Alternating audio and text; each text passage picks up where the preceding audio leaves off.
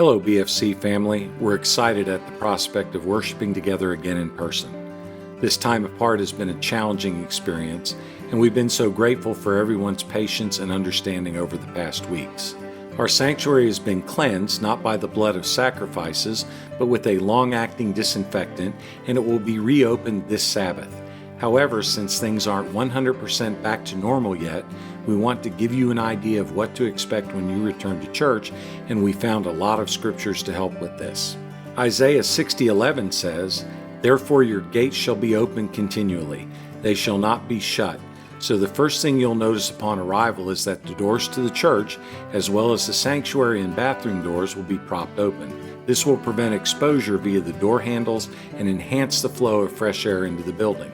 When you come inside, you will see hand sanitizer at the entrances.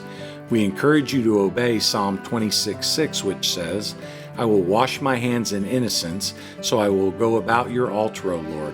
Please use hand sanitizer when you arrive, when you leave, and often in between. 1 Corinthians 14:40 says, "But all things should be done decently and in order. So when you come into the lobby, you'll be directed to a pew. Seating will be from the front row to the back to minimize cross traffic." Genesis 21:16 says, "Then she went and sat down across from him at a distance. Therefore we will be seated in every other pew to maintain social distancing during the service. Families can sit together, of course, but please stay at least 6 feet away from other families." 2 Chronicles 36:7 tells us that Nebuchadnezzar carried off the articles from the house of the Lord to Babylon. But it was someone else who carried off the Bibles, hymnals, pens, and tithe envelopes from the racks on the back of the pews. Be sure to pick up a packet of tithe envelopes in the lobby on your way into church, and then use one and keep the rest for later use. Tithe and offerings will be collected in the lobby when you leave. After the service, we ask you to remain seated until your row is dismissed. Matthew 20:16 says, "The last will be first, and the first last." So the rows will be dismissed starting at the back and moving to the front. This will help us maintain social distancing and avoid congestion. Rather than visiting in the lobby, we will obey Isaiah 52:11, which says, "Depart, depart, go out from there, touch no unclean thing, go out from the midst of her, be clean." If you want to visit with someone, please do so outside the church in the fresh, clean air. We ask that families stay together while inside the church building and that children not be allowed to roam freely. Tell your kids about these safety protocols, as Deuteronomy 11:19 says, "Teach them to your children, talking about them when you sit at home and when you walk." We encourage you to avoid using the bathrooms at church, but if you've just got to go, please maintain as much social distancing as possible. And remember James 4:8, "Wash your hands, you sinners."